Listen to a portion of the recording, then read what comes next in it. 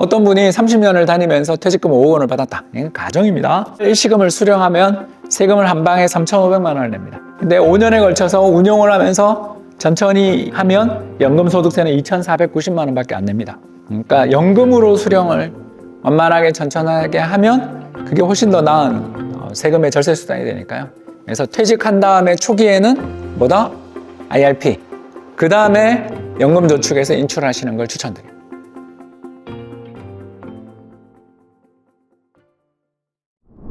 안녕하세요. 이코노미스트 홍춘욱입니다. 여러분 뵙게 돼서 반갑습니다. 이렇게 눈 덮인 날 오시느라 수고 많으셨고요. 이제 추워진대요. 그래서 언제부터는 이제 겨울이 시작된 것 같습니다. 어제로 이제 가을 끝 겨울 시작이었던 것 같고요. 오늘도 진짜 눈이 얼마나 많이 오는지 참 놀랐습니다. 오늘 강의 주제는 5060 이야기를 조금 할 텐데요. 뭐 다 아시는 내용도 있겠지만 그래도 한번 정리했다. 그리고 여러분들한테 좀 도움되는 팁도 준비되어 있으니까 도움이 되셨으면 좋겠습니다. 시작을 하도록 하겠습니다. 먼저 첫 번째는 연금에 대한 이야기부터 간단하게 좀 시작을 하고 싶은데요. 우리나라 연금에 대해서 잠깐 이야기하자면 공적연금이 존재합니다. 공적연금은 국민연금을 뜻하죠.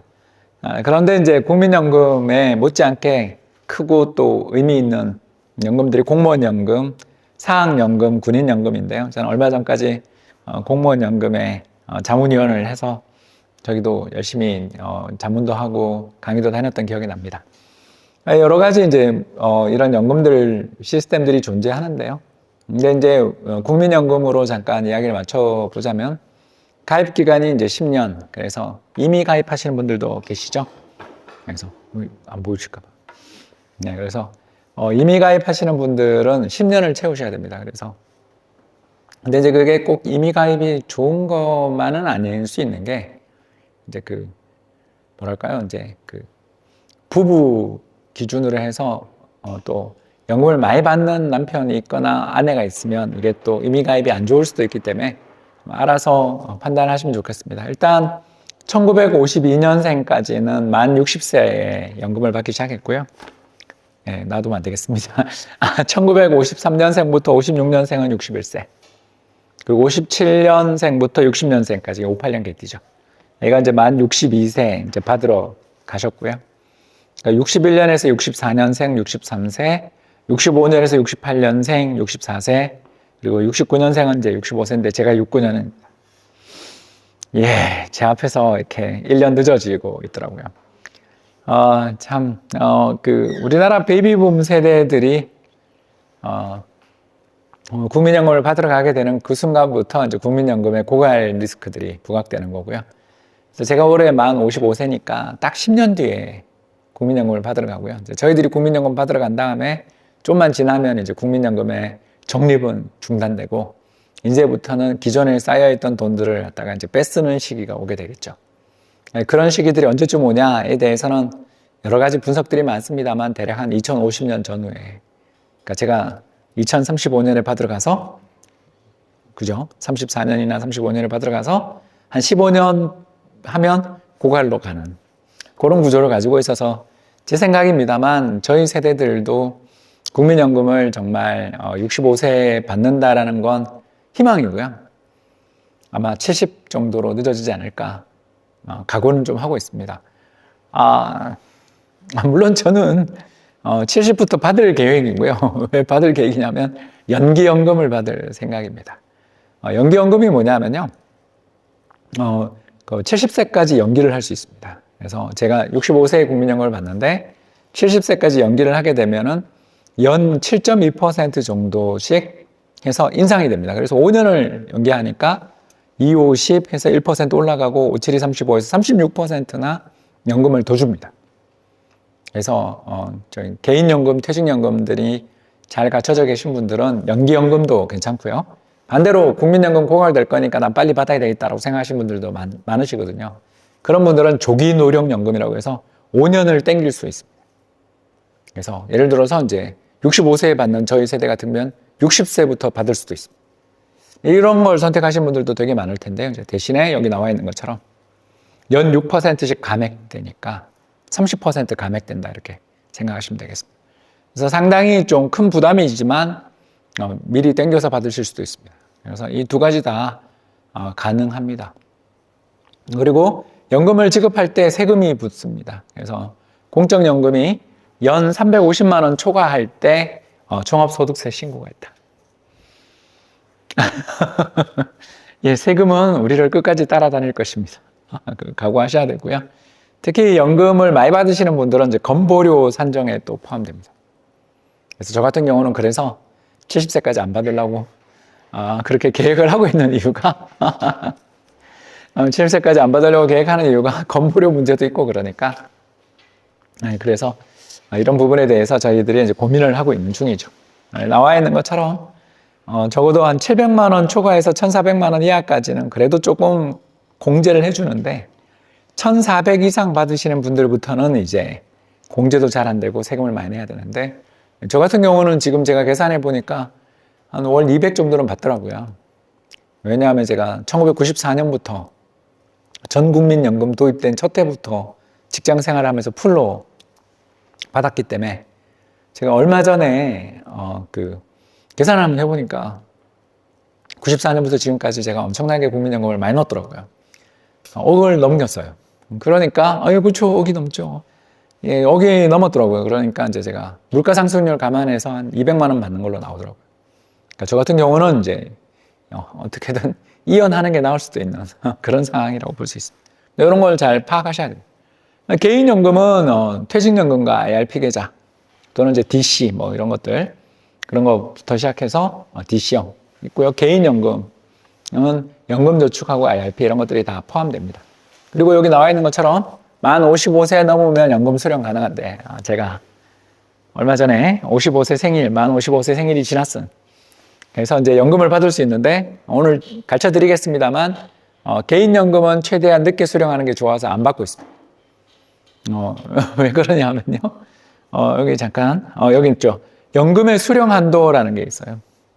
그래서 연금의 수령 한도가 뭐냐면 자기들이 가지고 있는 개시일의 평가 금액을 이 연금 수령 연차로 나누니까 1년 차면 10이 되겠죠. 그죠?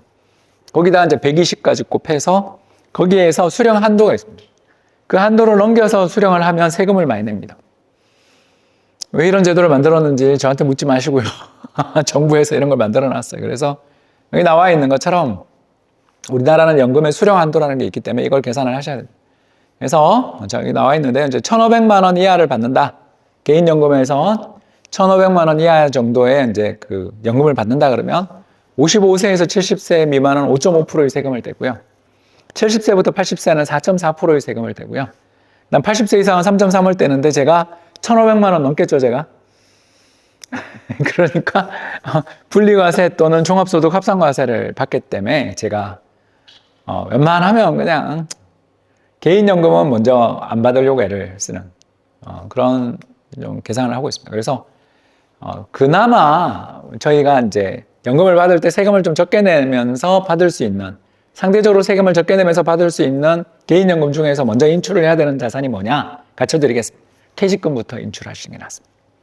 예. 아무튼 아까 보신 것처럼 나이가 들어서 인출하고 금액을 적게 인출하면 세금이 거의 없는데 좀 금액을 많이 인출하면 세금을 되게 많이 때리는 제도를 가지고 있어서 이 문제를 해결할 수 있는 방법이 퇴직금. 이제 퇴직금들 IRP 운용을 하고 계시잖아요. 운용을 하는데 연금소득세, 그러니까 일시불로 받으면 세금 그대로 100% 나갑니다.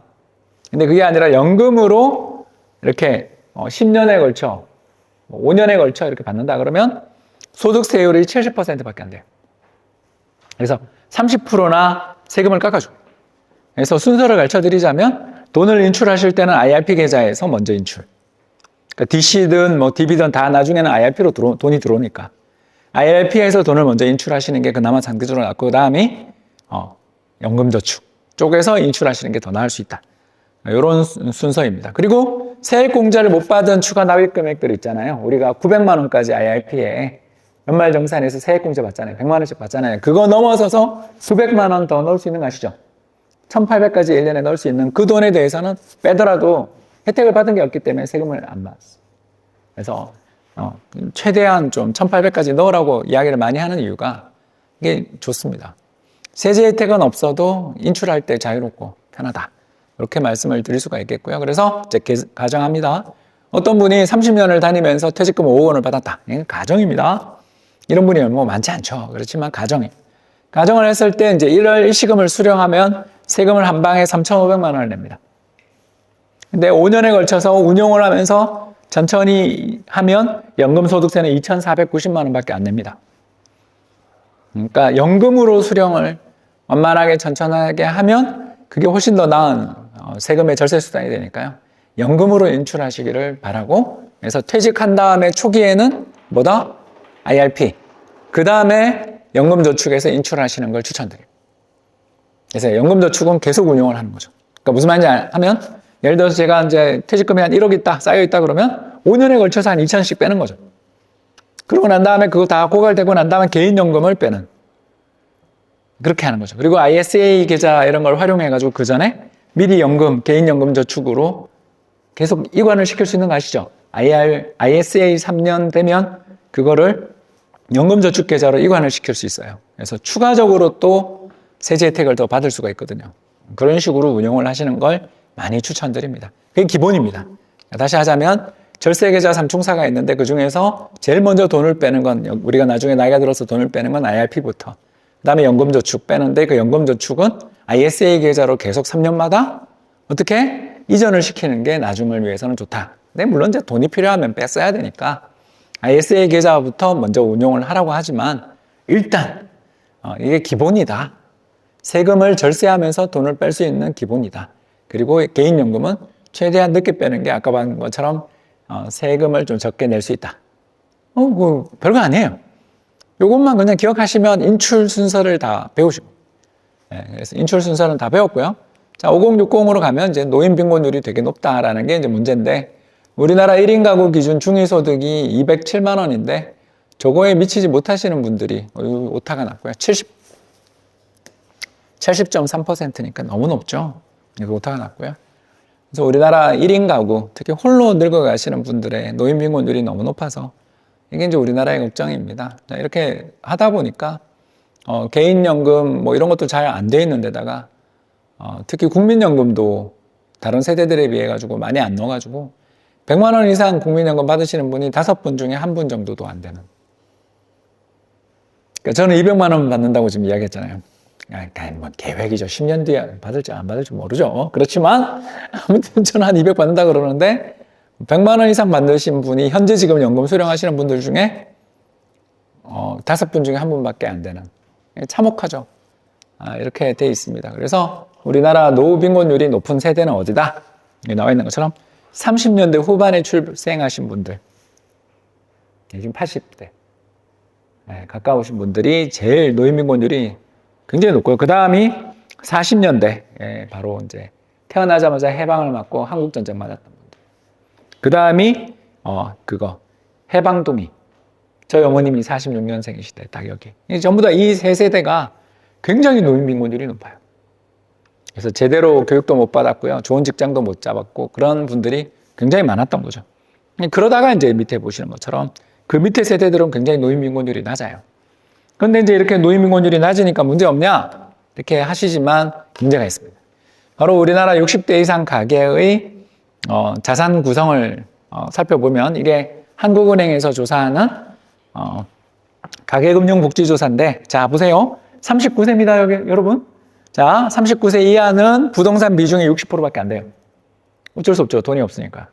그죠? 근데 이제 40대부터 73, 50대부터 75.7 다다가 이제 60대에 딱 가면 몇 %냐면 전체 자산의 82%를 부동산에 올인하시는.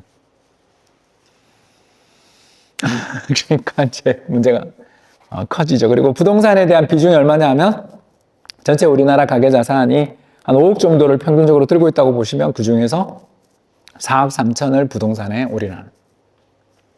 그러니까 무슨 문제가 생기냐면 돈은 좀 있으신데 현금이 없는.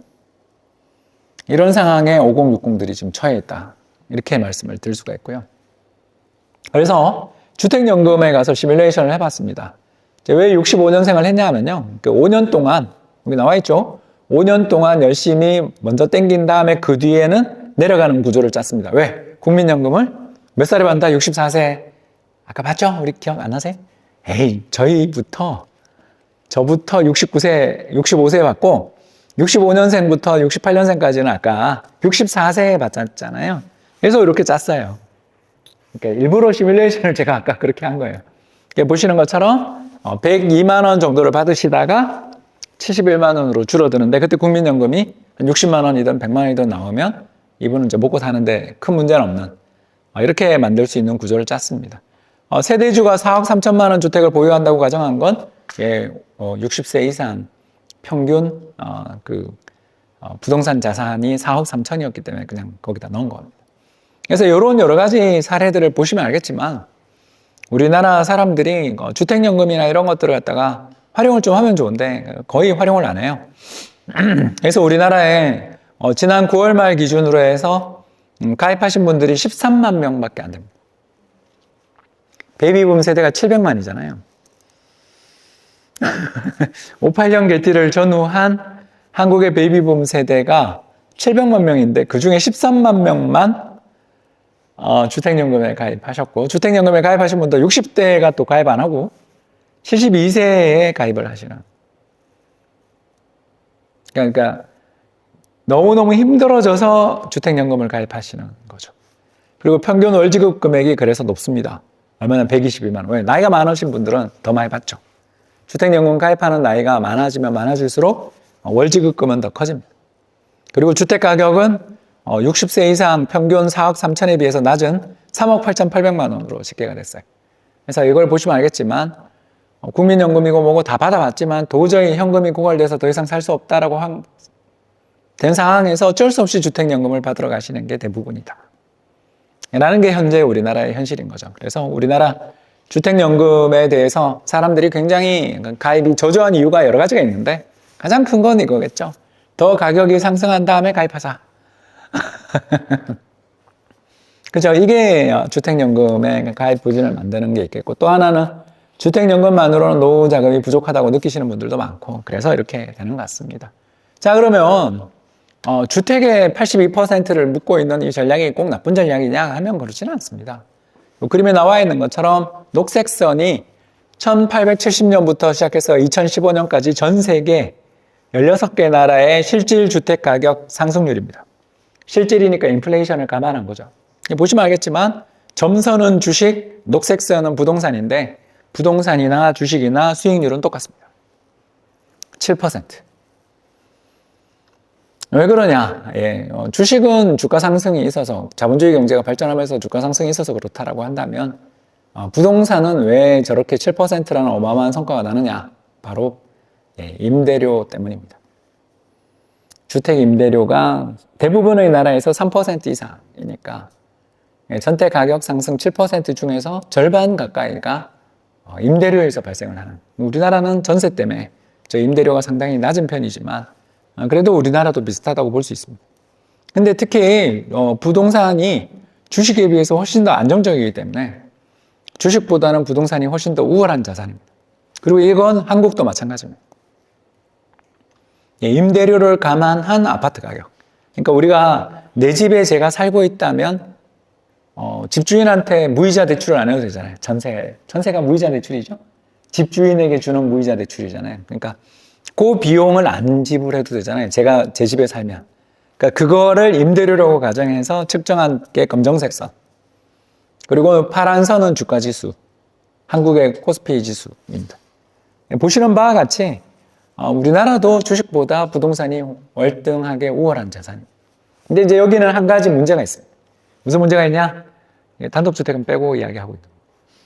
그러니까 약간의 바이어스가 있습니다. 근데 왜 단독주택은 빼고 이야기합니까? 라고 또 묻는데 전세가율을 구할 방법이 없더라고요.